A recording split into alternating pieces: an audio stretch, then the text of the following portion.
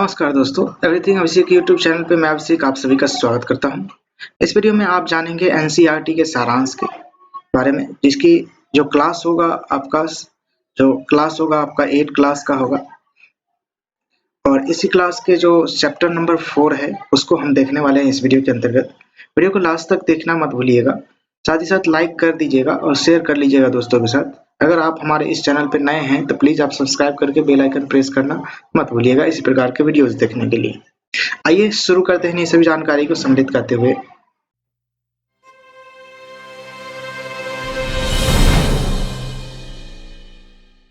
यहाँ देखेंगे सबसे पहले आपके स्क्रीन पे सबसे पहले आपको प्रमुख शब्द दिखाई देंगे जो कि बेहद ही महत्वपूर्ण होते हैं इस चैप्टर को समझने के लिए इस संदर्भ में। ध्यान देंगे, यहाँ पर देख सकते हैं परमाणु। और उससे पहले मैं आपको बताना चाहूंगा इस चैप्टर का नाम है पदार्थ, यानी इंग्लिश में कह लें तो मैटर इसको बोलते हैं। ध्यान देंगे, जो अगला है पदार्थ में, जब हम पदार्थ में बात करते हैं, पदार्थ की जब हम बात करते हैं तो धातु और अधातु को समझने की बेहद ही जरूरत हो जाती है। तो इस चैप्टर के अंतर्गत जो समझेंगे, चैप्टर का जो नाम ही है पदार्थ एवं धातु और अधातु। तो आगे बढ़ेंगे तो देखेंगे तो यहाँ पर प्रमुख शब्द है आपका, एक है परमाणु। परमाणु क्या होता है इसके बारे में जानेंगे। चालक, विस्थापन, अभिक्रिया, तन्यता, तत्व, कठोरता, आघात वर्णीयता, धातु, उपधातु, अधातु एवं धान्विक। धान्विक क्या होता है, इस सभी चीजों के बारे में हम तफसील से जानेंगे इस वीडियो के अंतर्गत। आइए देखते हैं, सबसे पहले जो स्क्रीनशॉट लगा हुआ है यहाँ पर उसमें देखते हैं कि क्या इंपॉर्टेंट है। तो यहाँ पर कहा गया कि आपने कक्षा 7 में सीखा होगा कि रासायनिक अभिक्रियाओं में नए पदार्थ बनते हैं, यानी कि जब रासायनिक अभिक्रिया होती है तो उसमें नए पदार्थ का जो निर्माण होता है। ध्यान रखेंगे, ये पदार्थ उन पदार्थों से भिन्न होते हैं जिनमें अभिक्रिया होती है, यानी जो जिस पदार्थ से अभिक्रिया होता है वह प्रक्रिया होने के पश्चात जो है पदार्थ की जो प्रकृति होती है वह चेंज हो जाता है। अब यह देख सकते हैं, अब यदि कोई पदार्थ रासायनिक अभिक्रिया द्वारा ठंडा करके गर्म हुआ अथवा वैद्युत अपघटन द्वारा और अधिक अपघटित नहीं किया जा सकता वह तत्व कहलाता है। समझ रहे बात को, कि जब हम किसी भी पदार्थ का रासायनिक अभिक्रिया करते हैं तो उसको ठंडा करके, गर्म करके अथवा वैद्युत अपघटन करके अधिक विघटित नहीं कर सकते हैं। ध्यान रखेंगे, उसे अधिक विखंडित या फिर किसी अन्य पदार्थ में हम उसे तोड़ नहीं सकते हैं। इसी बात को यहाँ पर दर्शाया जा रहा है। सल्फर एक तत्व है, ध्यान रखेंगे, सल्फर एक तत्व है। इसी प्रकार आयरन और कार्बन भी एक तत्व है। तत्व के एक नमूने, तत्व का जो एक पार्ट होगा उस नमूने में एक ही प्रकार के परमाणु होते हैं, यानी कोई भी तत्व होगा तो उसमें एक ही प्रकार के जितने भी सारे परमाणु होंगे उसमें सभी एक ही प्रकार के होंगे। परमाणु तत्व की सबसे छोटी इकाई होती है। ध्यान रखेंगे, यह इंपॉर्टेंट है। परमाणु जो होती है तत्व की सबसे छोटी इकाई होती है। पूछा जा सकता है तत्व की सबसे छोटी इकाई क्या होती है, तो परमाणु होती है। तत्व के भौतिक परिवर्तनों में तत्व के परमाणु अप्रभावित रहते हैं। उदाहरण के लिए आप देख सकते हैं कि द्रव सल्फर का परमाणु पूर्ण रूप जो है, द्रव सल्फर का परमाणु पूर्ण रूप से ठोस अथवा वाष्प सल्फर के परमाणु समान होते हैं। यानी कि जब हम सल्फर का द्रवित रूप लेते हैं और ठोस रूप लेते हैं या फिर हम वाष्प सल्फर लेते हैं, इन तीनों में जो होता है परमाणु का जो रूप होता है वह क्या होता है, तो समान होता है। यद्यपि ब्रह्मांड में पदार्थों की असंख्य किस्में हैं, मतलब जो है कि बहुत सारे किस्में हैं, बहुत सारे प्रकार हैं। इन्हें बनाने वाले जो तत्व की सीमित संख्या जो है कि सीमित है। इन सभी जो किस्में हैं उन सभी किस्मों को बनाने वाली जो तत्व की संख्या है वह सीमित है, एक निश्चित है। और प्राकृतिक रूप से पाए जाने वाले तत्वों की संख्या मात्र कितना है, तो 94 से अधिक नहीं है। धातुओं और अधातुओं के रूप में तत्वों का एक महत्वपूर्ण वर्गीकरण अधिकांश तत्व धातु होते हैं। ध्यान रखेंगे, तत्वों और अधातुओं के रूप में तत्वों का एक महत्वपूर्ण वर्गीकरण है। अधिकांश तत्व क्या है, तो धातु है और 20 से कम अधातु है, यानी कि 20 से कम, यानी कि 20 भी नहीं है। अधातु है। कुछ उपधातु है जिनमें अधातु और देख सकते हैं जिनमें धातुओं और अधातुओं दोनों गुण पाए जाते हैं, उसे उपधातु कहा जाता है। जिनमें धात्विक गुण और अधात्विक गुण दोनों पाए जाते हैं वह क्या कहलाता है? उपधातु कहलाता है। आगे बढ़ेंगे, देख सकते हैं यहाँ पर और परफेक्ट तरीके से किसी और जानकारी को यहाँ पर बताया गया है कि धातुओं का गुण जिसके कारण उन्हें पीटकर सीट में परिवर्तन किया जा सकता है उसे हम कहते हैं आघात वर्धनीयता कहते हैं। ध्यान रखेंगे, धातु में यह गुण पाया जाता है आघात वर्धनीयता का, जिससे क्या होता है तो किसी भी धातु को हम पीट कर पतली सीट या पतली चादर के रूप में हम बना सकते हैं, पतली तार खींच सकते हैं, तो वह क्या कहलाएगा? वह जो गुण है वह गुण क्या कहलाएगा? आघात वर्धनीयता कहलाएगा। यह अधातुओं का अभिलाक्षणिक गुण है। ध्यान रखेंगे, यह जो धातु का जो है कि अभिलाक्षणिक गुण है। आगे बढ़ेंगे कि धातुओं का वह गुण जिससे उन्हें खींचकर तारों में परिवर्तित किया जा सकता है उसे तन्यता कहते हैं। पीटने की जो प्रवृत्ति है, पीट करके जब हम चादर बनाते हैं तो उस प्रवृत्ति को हम आघात वर्धनीयता कहते हैं, और जब खींच करके तार बनाते हैं उसको हम कहते हैं तन्यता। ध्यान रखेंगे, दोनों में अंतर है। अगला फैक्ट है कि धातुओं से बनी वस्तुओं को जब कठोर सतह से टकराया जाता है तो एक निनाद ध्वनि उत्पन्न होती है। ध्यान रखेंगे, धातु को जब आप किसी कठोर सतह से टकराएंगे तो उसमें आवाज पैदा होता है, निनाद ध्वनि उसे बोलते हैं, निनाद ध्वनि प्रतीत होता है। जैसे आप स्कूल में पढ़ते होंगे तो वहां पर देखने को मिला होगा आपको कि घंटी का आवाज किस तरीके से गूंजता है, तो यही निनाद ध्वनि कहलाता है। आगे बढ़ेंगे तो क्योंकि धातु गायन ध्वनियां उत्पन्न करते हैं अतः वे धान्विक ध्वान्विक कहलाते हैं। यानी कि धातु जो होते हैं कौन से ध्वनि उत्पन्न करते हैं? गायन ध्वनि उत्पन्न करते हैं, उसे क्या कह लेते हैं हम? धान्विक कहलाते हैं, धान्विक गुण कहलाते हैं एक प्रकार का धातु में, जो कि गायन ध्वनि उत्पन्न करने में सक्षम करता है। धातु के अलावा अन्य पदार्थ धान्विक नहीं होते हैं, यानी कि जो गायन ध्वनियां होती है वह धातु के अलावा किसी और पदार्थ में नहीं उत्पन्न होते हैं। आगे बढ़ेंगे, जानकारी आपके सामने में कुछ पदार्थ कठोर, चमकीले, आघातवर्ध, तन्य, धान्विक और उष्मा तथा विद्युत के सुचालक होते हैं। कुछ पदार्थ जो होते हैं किस प्रकार से होते हैं? कठोर, चमकीले, आघातवर्ध, तन्य, धान्विक, उष्मा और विद्युत के सुचालक होते हैं। ये जो पदार्थ होते हैं, पदार्थ जिनमें समानता ये गुण पाए जाते हैं वह क्या कहलाते हैं? तो धातु कहलाते हैं। धातु का परिभाषा इस तरीके से आप दे सकते हैं कि धातु वह पदार्थ है जो कठोर हो, चमकीला हो, आघातवर्ध हो, तन्य हो, धान्विक हो, उष्मा और विद्युत के सुचालक हो, तो वह धातु के कैटेगरी में आएगा। धातुओं के उदाहरण के लिए आप जान सकते हैं iron, copper, aluminium, calcium, magnesium इत्यादि को आप रख सकते हैं। इसके जो विपरीत होते हैं जैसे कि कोयला, सल्फर जैसे धातु पदार्थ जो कि नरम है तथा दिखने में मलिन है, यह हथौड़े की हल्की चोट पर चूरा हो जाते हैं और धान्विक नहीं होते हैं, यानी कि जो गायन ध्वनि होता है वह उत्पन्न नहीं कर सकते हैं, और उष्मा तथा विद्युत के कुचालक होते हैं। इस प्रकार के जो धातु होते हैं, इस प्रकार के जो पदार्थ होते हैं वह क्या कहलाते हैं? अधातु कहलाते हैं, नॉन मेटल कहलाते हैं। इंग्लिश में मेटल इंग्लिश में बोलते हैं धातु को, और नॉन मेटल बोलते हैं अधातु को। धातुओं के उदाहरण, अधातुओं के जो उदाहरण आप देख सकते हैं, सल्फर है, कार्बन है, ऑक्सीजन है, फास्फोरस है, ये सब क्या है? तो अधातु है। ध्यान रखेंगे। आगे बढ़ेंगे, और जानकारी आपके सामने है सोडियम और पोटासियम नरम धातु जो है कि नरम होते हैं। सोडियम और पोटासियम दो ऐसे धातु हैं जो कि नरम होते हैं। ध्यान रखेंगे इसको। उन्हें चाकू से काटा जाता है। मरकरी एक प्रकार का धातु है जिसे पारा भी हम बोलते हैं, जिसका अनुसूत्र आप देखेंगे तो पीबी होता है। ध्यान रखेंगे। केवल ऐसा धातु है जो कमरे के तापमान पर भी द्रव अवस्था में पाए जाते हैं। ध्यान रखेंगे, केवल एक ऐसा जो धातु है जो पूछा जा सकता है कि कमरे के तापमान पर कौन से ऐसा धातु है जो कि लिक्विड फॉर्मेट में अवस्थित रहता है, पाया जाता है, तो वह है आपका मरकरी या फिर पारा, जिसे पीबी बोलते हैं, इसका संकेत है। ध्यान रखेंगे, यह एक अपवाद के रूप में दिखाया गया है।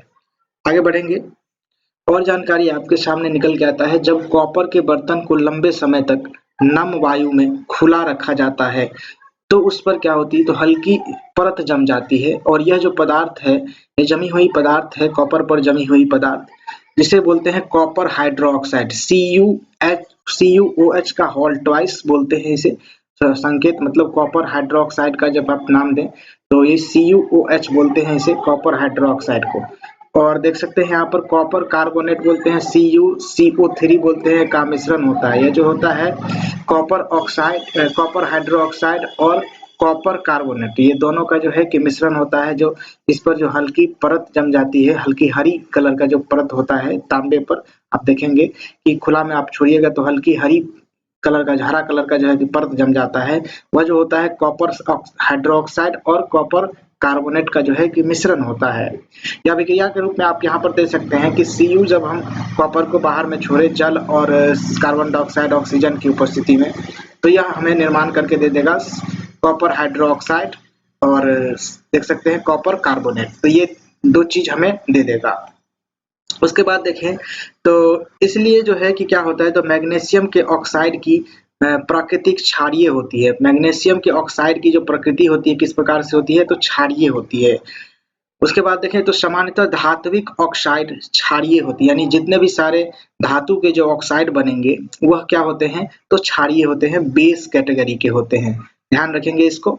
अगला बढ़ेंगे तो देख सकते हैं कि सल्फर और ऑक्सीजन की अभिक्रिया में बनने वाले उत्पाद का नाम सल्फर डाइऑक्साइड गैस बनाता है, ध्यान रखेंगे।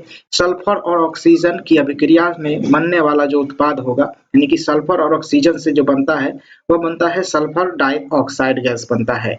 जब सल्फर डाइऑक्साइड गैस को जल में विलय करते हैं, यानी कि जो सल्फर डाइऑक्साइड ऐसा गैस है जो कि जल में विलय हो जाता है, घुल जाता है, तो यह बना देता है सल्फ्यूरस अम्ल बना देता है, एक प्रकार का एसिड बना देता है, ध्यान रखेंगे इसको।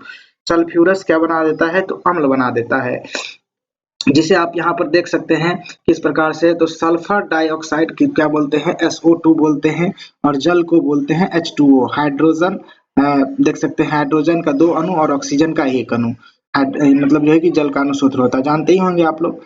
सल्फ्यूरस अम्ल को देखें तो H2SO3 बोलते हैं इसे, जो संकेत है इसका। सल्फ्यूरस अम्ल का जो संकेत है, अनुसूत्र है, वह H2SO3 होता है। एग्जामिनेशन में यह सब पूछा जा सकता है अनुसूत्र, इसको ध्यान रखेंगे थोड़ा सा, ठीक है। आगे बढ़ेंगे तो सल्फ्यूरस अम्ल नीले लिटमस पत्र को क्या कर देता है, तो लाल कर देता है। नीले लिटमस पत्र को क्या कर देता है, तो लाल कर देता है। सल्फ्यूरस जो अम्ल होता है नीले को क्या करता है, लाल करता है। नीले को क्या करता है, तो लाल करता है। समांतर धातुओं के ऑक्साइड अम्लीय प्रकृति के होते हैं। धातु के जो ऑक्साइड होते हैं वह अधातुओं के नॉन मेटल के ऑक्साइड जो होते हैं, नॉन मेटल के जो ऑक्साइड होते हैं वह क्या होते हैं, तो अम्लीय होते हैं। धातु के ऑक्साइड क्या होते हैं, तो मतलब जो है कि क्षारीय होते हैं, ध्यान रखेंगे, क्षारीय होते हैं, बेस प्रकृति के होते हैं, और अधातु के जो ऑक्साइड होते हैं वह अम्लीय प्रकृति के होते हैं, ध्यान रखेंगे। अगला है सोडियम धातु बहुत अभिक्रियाशील होता है। सोडियम धातु जो होता है बहुत अभिक्रियाशील होता है। आप देखे होंगे प्रैक्टिकल में कि सोडियम को पानी में जब आप फेंकिएगा तो निश्चित रूप से वह ज्वलनशील हो जाता है। यह ऑक्सीजन और जल के साथ अत्यंत तीव्र अभिक्रिया करता है। अभिक्रिया में बहुत अधिक ऊष्मा उत्पन्न होता है और विस्फोट के साथ यह आवाज भी करता है, ध्यान रखेंगे इस बात को। इसलिए इसे मिट्टी के तेल में डुबोकर रखा जाता है, यानी ध्यान रखेंगे कि कौन सा ऐसा धातु है जिसे मिट्टी के तेल में डुबोकर रखा जाता है, कौन सा ऐसा धातु है जिसे पानी में डुबा कर रखा जाता है। तो वह मिट्टी के तेल में डुबा कर रखने वाला धातु है सोडियम, आपका पानी में डुबा कर रखने वाला है फास्फोरस है, ध्यान रखेंगे। अगला देखेंगे जो स्क्रीन पे आपकी जानकारी होगा, जिसमें आप पीडीएफ प्राप्त करने की जानकारी है, या A4 साइज में प्रिंटेबल फॉर्मेट में आपको पीडीएफ मिल सकते हैं। इस प्राइस में मामूली सी प्राइस रखा गया है। इस क्यूआर कोड के माध्यम से पेमेंट करेंगे और जो है कि इस नंबर पे व्हाट्सएप कर देंगे आपका पेमेंट स्लिप, निश्चित ही रूप से आप इसका पीडीएफ प्राप्त कर सकते हैं मामूली सी प्राइस में। यह जानकारी था आपको पीडीएफ प्राप्त करने की, जो एनसीईआरटी का सारांश अभी आप पढ़ रहे हैं उसी का जो है कि पीडीएफ आपको हाई क्वालिटी में मिल जाएंगे, ध्यान रखेंगे। आगे बढ़ेंगे, देख सकते हैं यहाँ पर सामान्यतः अधातु जल से अभिक्रिया नहीं करते हैं, यद्यपि वे वायु में बहुत सक्रिय होते हैं। सामान्यतः जो अधातु होते हैं, अधातु क्या होते हैं, जल से अभिक्रिया नहीं करते हैं, यद्यपि वायु में जो है कि बहुत सक्रिय होते हैं। वायु में जो है कि एक प्रकार से आप जान लें कि वायु में बहुत अधिक तेज मात्रा में यह अभिक्रिया करते हैं। किस प्रकार के अधातुओं को जल में रखा जाता है, इस प्रकार के जो अधातु होते हैं उन्हें क्या करता है तो जल में डुबा करके रखते हैं। उदाहरण के लिए आप देख सकते हैं फास्फोरस एक बहुत सक्रिय उपधातु है, अधातु है। वायु में खुला रखने पर आग पकड़ लेता है, जो स्वतः जलने लगता है। ध्यान रखेंगे, फास्फोरस से वायुमंडलीय ऑक्सीजन का संपर्क न हो, इसलिए इसे जल में डुबाकर रखा जाता है।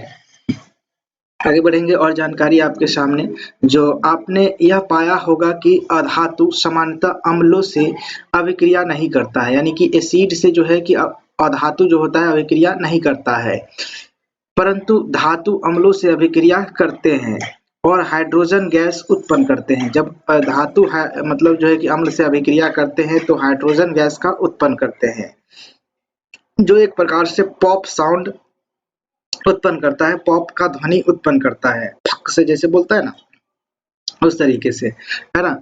आपने देखा होगा कि कॉपर तनु हाइड्रोक्लोरिक अम्ल से गर्म करने पर भी अभिक्रिया नहीं करता है, यानी कॉपर तनु हाइड्रोक्लोरिक अम्ल से गर्म करने पर भी यह अभिक्रिया नहीं करता है, परंतु जो है कि सल्फ्यूरिक अम्ल को अभिक्रिया कर लेता है। सल्फ्यूरिक जो अम्ल है उससे जो है कि कौन, तो कॉपर जो होता है अभिक्रिया कर लेता है। ध्यान रखेंगे, और तनु हाइड्रोक्लोरिक अम्ल को भी गर्म करते हैं तब पर भी अभिक्रिया नहीं करता है, और सल्फ्यूरिक अम्ल से अभिक्रिया कर लेता है। इस बात को ध्यान रखेंगे। आगे बढ़ेंगे तो यहाँ नियम है कि जिंक, कॉपर और आयरन से अधिक अभिक्रियाशील है। यह इसलिए होता है कि कॉपर जो है, कॉपर क्या है तो आयरन से अधिक अभिक्रियाशील है। जो आयरन है लोहा से अधिक अभिक्रियाशील है। एक अधिक अभिक्रियाशील धातु कम अभिक्रियाशील धातु को विस्थापित कर सकता है, यानी कि ध्यान रखेंगे जो अधिक अभिक्रियाशील धातु होगा वह कम अभिक्रियाशील धातु को क्या कर सकता है, विस्थापित कर सकता है, अलग कर सकता है। परंतु कम अभिक्रियाशील जो धातु होंगे अधिक अभिक्रियाशील धातु को प्रतिस्थापित नहीं कर सकता है। ध्यान रखेंगे इस बात को। आगे बढ़ेंगे तो और जानकारी आपके सामने आएंगे जो कि इम्पोर्टेंट होंगे। अधातु जो हमारे जीवन के लिए आवश्यक हैं और जिसे सभी सजीव श्वसन के लिए अंदर लेते हैं। अधातु जो होते हैं, ऑक्सीजन एक प्रकार का अधातु है जो हम श्वसन के रूप में अंदर लेते हैं, अपने शरीर के अंदर लेते हैं। तो ध्यान रखेंगे अधातु भी हमारे जीवन के लिए बेहद ही आवश्यक है। नेक्स्ट है कि अपधातु, अधातु जो है, अधातु जिनका उपयोग उर्वरकों में पौधों की वृद्धि के हेतु जो किया जाता है। अधातु का जो है कि उपयोग पौधे के उर्वरक के रूप में हम कर सकते हैं। अधातु जिनका उपयोग जल शुद्ध करने में हम प्रयोग कर सकते हैं, जैसे क्लोरीन का हम उपयोग करते हैं, क्लोरीन का उपयोग करते हैं। ध्यान रखेंगे जिसे Cl बोलते हैं, है ना। तो ये अगला आप देख सकते हैं कि उपधातु अधातु जिसका बैंगनी रंग का विलयन एंटीबायोटिक के रूप में कार्य करता है, जो कि घाव पर लगाया जाता है। ध्यान रखेंगे इस बात को। जो बैंगनी रंग का जो होता है एक प्रकार का एंटीबायोटिक विलयन बोलते हैं उसे, उप अधातु होता है वह, जिसका हम उपयोग घाव पर लगाने में करते हैं। ध्यान रखेंगे यह बात। और पटाखों में प्रयुक्त होने वाला जो होता है वह क्या होता है, यानी अधातु ही होता है, यानी पटाखे का निर्माण अधातु से ही होता है। आगे बढ़ेंगे। वीडियो कैसा लग रहा है निश्चित रूप से आप कमेंट बॉक्स में लिख करके बताइएगा, और वीडियो अच्छा लग रहा हो तो जय हिंद जरूर लिखिएगा कमेंट बॉक्स में। साथ ही साथ लाइक बटन प्रेस करना मत भूलिएगा। देख सकते हैं यहाँ पर बीकर ए में रखा गया कौन सा तत्व है, तो यहाँ पर मेनली हम इसको रखने का मतलब है, इसको सम्मिलित करने का मतलब है इस वीडियो में कि इससे हम क्या कर सकते हैं, तो इसके जो अनुसूत्र है उसको हम ध्यान में रख सकते हैं कि कॉपर सल्फेट को क्या बोलते हैं, CuSO4 बोलते हैं।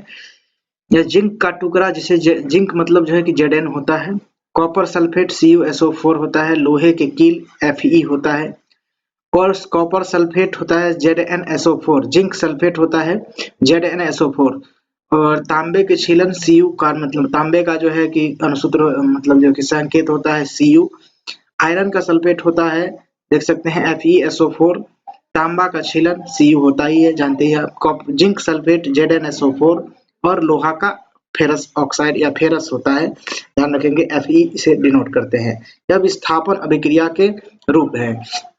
यहाँ से आपको इस तरीके से दे देगा CuSO4 plus Zn, CuSO4 plus Zn, ऐसे करके रिएक्शन दे देगा। यह किस प्रकार की अभिक्रिया है, इस प्रकार से पूछा जाएगा तो यह विस्थापन अभिक्रिया है। इसी प्रकार से सारे के सारे दे देंगे, CuSO4 प्लस Fe दे देंगे और इस तरीके से दे देंगे। तो यह कौन सी अभिक्रिया है, तो ये सारी जो अभिक्रिया आप देख रहे हैं यह एक विस्थापन अभिक्रिया है। इसमें क्या होगा, तो एक दूसरे को अलग कर देगा, है ना, तत्व जो होगा सो। यहाँ पर देखेंगे तो ये आपको सारांश के रूप में इसी चैप्टर का निकल के आता है। यहाँ पर जो देखने को मिलता है, पहला देखेंगे, इसको ध्यान से देखेंगे, ध्यान से सुनेंगे। और धातुओं में चमक होती है, धातु में क्या होती है, तो चमक होती है, जबकि अधातुओं में चमक नहीं होती है। अगला है सामान्यतः धातु आघातवर्धनीय होते हैं और तन्य होते हैं, वो अधातु जो होते हैं यह नहीं होते हैं। अगला है समानतः और धातु उष्मा और विद्युत के सुचालक होते हैं। समानतः जो धातु होते हैं उष्मा और विद्युत के सुचालक होते हैं, परंतु जो है कि अधातु कुचालक होते हैं। अगला है दहन करने पर धातु ऑक्सीजन से अभिक्रिया कर धातु का ऑक्साइड का निर्माण करते हैं, जो कि क्षारीय प्रकृति की होती है, बेस प्रकृति की होती है, बेस नेचर की होती है। अधातु ऑक्सीजन से अभिक्रिया कर अधातु ऑक्साइड बनाते हैं, ध्यान रखेंगे। अधातु जो होते हैं ऑक्सीजन से अभिक्रिया कर ऑक्साइड बनाते हैं, परंतु जो है कि इसकी प्रकृति जो होती है वह क्या होती है, एसिड होती है, ध्यान रखेंगे। तो यह जो अम्लीय होती है। अगला है कि कुछ धातु जल से अभिक्रिया कर धातु का हाइड्रो ऑक्साइड का निर्माण करता है और हाइड्रोजन गैस उत्पन्न करता है।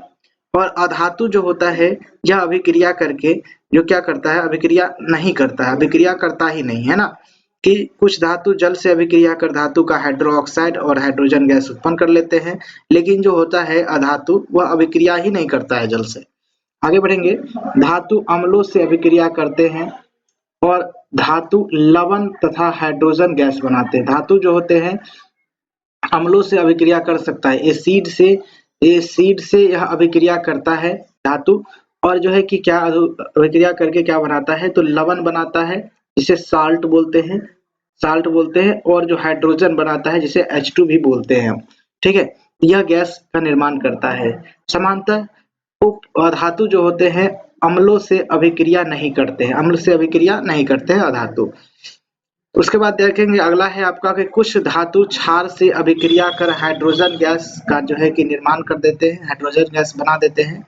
अगला है कि अधिक अभिक्रियाशील धातु कम अभिक्रियाशील धातु को उनके धातु यौगिक के जलीय विलयन में विस्थापित कर देता है। ध्यान रखेंगे, जो अभिक्रिया होगा जिसमें कि धातु जो होगा कि अधिक अभिक्रियाशील होगा और कम अभिक्रियाशील वाले जो धातु होंगे उसके जो अगर रिएक्शन होगा, अभिक्रिया होगा, तो उसमें क्या होगा, जलीय विलयन में जो है कि उसे विस्थापित कर देगा, है ना। कम जिसका होगा अभिक्रियाशील जो कम होगा उसको। आगे बढ़ेंगे कि धातुओं और अधातुओं का दैनिक जीवन में व्यापक उपयोग है। ध्यान रखेंगे, दोनों का हमें व्यापक रूप से इस्तेमाल करना होता है। स्क्रीन पर आप देख रहे होंगे कुछ क्वेश्चन हमने रखा है इसी चैप्टर के अंतर्गत से निकाल के। तो यहाँ पर आप देखेंगे कि निम्नलिखित में किसको पीटकर पतली चादर के रूप में परिवर्तित किया जा सकता है। तो कौन से ऐसे हैं जो कि धातु के रूप में पाए जाते हैं। फास्फोरस एक प्रकार से अधातु है, सल्फर भी एक अधातु है, ऑक्सीजन भी एक अधातु है, जिंक जो है कि हमारा धातु है। तो इसको हम पीट करके चादर के रूप में बना सकते हैं। अगला है कॉलम 1 को कॉलम 2 से मिलान करना है। तो यहाँ पर देखेंगे कि गोल्ड से हमें किस प्रकार का निर्माण होता है, तो गोल्ड से हम आभूषण बना सकते हैं। उसके बाद आयरन को देखें तो आयरन से हम क्या बनाते हैं, तो आयरन से हम मशीन का निर्माण करते हैं। एल्युमिनियम से देखें तो एल्युमिनियम से हम क्या करते हैं, तो खाद्य सामग्री का जो है कि लपेटने का जो काम करते हैं, चादर बनाते हैं, तो उसका हम निर्माण कर सकते हैं। कार्बन का हम देखें तो कार्बन को हम देखें तो ईंधन के रूप में हम इसको इस्तेमाल करते हैं। कॉपर का आप देख सकते हैं, कॉपर को हम बिजली के तार के रूप में इस्तेमाल करते हैं। और मरकरी थर्मामीटर में आप देखे होंगे, थर्मामीटर में इसका इस्तेमाल किया जाता है। तो ये मिलान वाला था, इसको आप मिला लेंगे इस तरीके से। उसके बाद निम्नलिखित का कारण देने के लिए कहा जा रहा है। तो एल्युमिनियम की जो पन्नी होती है उसका उपयोग खाद्य सामग्री को लपेटने में क्यों किया जाता है, क्योंकि एल्युमिनियम जो होता है एक धातु होता है, इसकी जो आघातवर्धनीयता जो होती है जो पीट करके चादर बनाने की जो प्रवृत्ति होती है एल्युमिनियम की, वह बहुत अधिक होती है। इसलिए हम इसे खाद्य सामग्री के रूप में इस्तेमाल करते हैं। और जो एल्युमिनियम होता है बहुत ही कम अभिक्रियाशील होता है, जो कि खाद्य सामग्री से अभिक्रिया नहीं करता है। ध्यान रखेंगे, यह एक प्रकार का ऐसा धातु है जो बहुत कम अभिक्रियाशील होता है। इसको आप ध्यान रखेंगे। दो जानकारी हमने बता दिया। उसके बाद निजमन क्षार, निजमन क्षार बोलते हैं फ्यूज के तार को। फ्यूज के जो तार होते हैं उसे इमर्सन रॉड भी बोलते हैं। इमर्सन रॉड बोलते हैं किसे? तो इमर्सन रॉड जो पानी गर्म करने वाला जो रॉड होता है वो होता है इमर्सन रॉड। निजमन क्षार होते हैं उसी को बोलते हैं निजमन क्षार। और जो फ्यूज होता है उसमें भी आप देखे होंगे। तो इसका जो धात्विक पदार्थ से निर्मित होता है, तो किस प्रकार के धात्विक पदार्थ से निर्मित होता है? तो यह बहुत ही मतलब जो है कि बहुत जल्दी गर्म होने वाला पदार्थ रहता है। इस प्रकार से आप समझेंगे इसको। इसकी जो मतलब जो तापमान होती है बहुत जल्दी गर्म हो जाती है। यह इसमें विद्युत जो प्रवाहित होती है, तो विद्युत प्रवाहित होने के बाद जल्दी गर्म होने की प्रवृत्ति होती है, इसलिए इसे हम जो धात्विक पदार्थों को इस्तेमाल करते हैं।